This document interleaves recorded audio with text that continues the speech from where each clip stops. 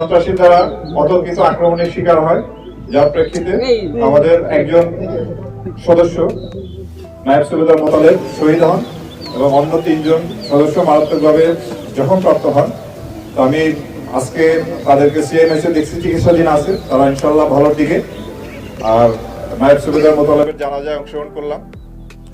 তো আমরা এটুকু বলতে চাই যে র্যাপিড অ্যাকশন ব্যাটালিয়ন তার সৃষ্টি থেকে আজ পর্যন্ত আইন শৃঙ্খলা রক্ষা, অপরাধ দমনে নিবেদিতভাবে কাজ করে আসছে এবং 2004 থেকে এই পর্যন্ত আমরা 75 জন সদস্য দায়িত্ব পালন করতে গিয়ে শহীদ হয়েছেন এবং সেই সংখ্যা আজকে আরও একজন বাড়ল।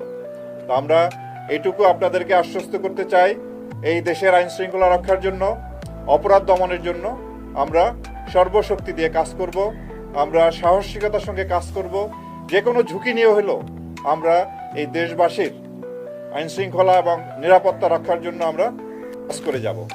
আপনারা জানেন যে আমরা জুলাই আগস্টের পরে গত 1.5 বছরে আমরা অনেক সন্ত্রাসী গ্রেপ্তার করেছি, অনেক অস্ত্র উদ্ধার করেছি এবং প্রত্যেকটা অভিযানের পিছনে একটা নির্দিষ্ট পরিমাণ কিন্তু ঝুঁকি থাকে। সেই ঝুঁকিগুলোকে আমরা মোকাবেলা করে অভিযান পরিচালনা করি। হয়তো 2-1 ক্ষেত্রে 2-1টি ব্যতিক্রম হয়।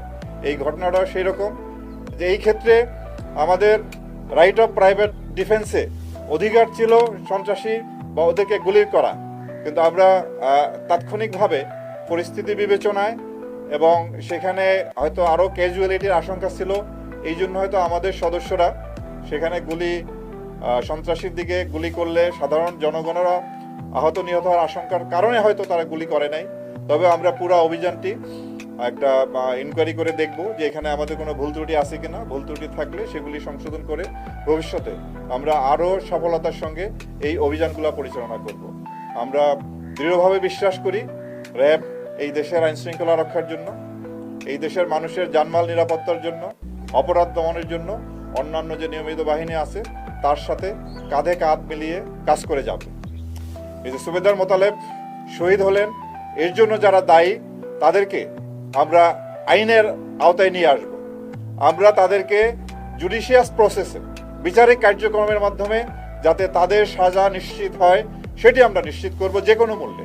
আমি আপনাদেরকে কথা দিতে চাই যে এর বিচার, এই ঘটনায় একটি মামলা রুজু হয়েছে এবং এর বিচারের রায় কার্যকর না হওয়া পর্যন্ত র্যাপিড অ্যাকশন ব্যাটালিয়ন পুরো জিনিস মনিটর করবে এবং আমরা এর বিচারের রায় কার্যকর পর্যন্ত আমরা এটা মনিটরিং করব এবং আমরা নিশ্চিত করব। আর আমরা সবসময় আপনাদের পাশে আছি, আমরা এই আমাদের দায়িত্ব পালন করে যাব। শহীদ মোতালেবের পরিবার, অপূরণীয় ক্ষতি হয়েছে সেই পরিবারের, তার স্ত্রী স্বামী হারিয়েছেন, তার সন্তানরা পিতা হারিয়েছেন।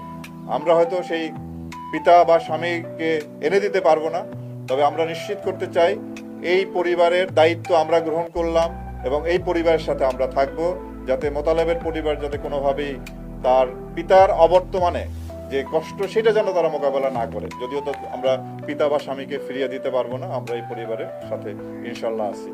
তো আমরা আবারও আপনাদেরকে আশ্বস্ত করতে চাই র্যাপিড অ্যাকশন ব্যাটালিয়ন এই ঘটনার সুষ্ঠু বিচার না হওয়া পর্যন্ত এর পিছনে লেগে থাকবে এবং জঙ্গল সলিমপুর, যেটা একটি সন্ত্রাসীদের একটা আড্ডাখানায়, একটা ডেনে পরিণত হয়েছে, এটি আমরা খুব শীঘ্রই আইনানুগ প্রক্রিয়ার মাধ্যমে এইখানে যারা অবৈধভাবে বসবাস করতেছে, অবৈধভাবে অস্ত্রধারী সন্ত্রাসী আছে, তাদেরকে আমরা নির্মূল করব এবং এই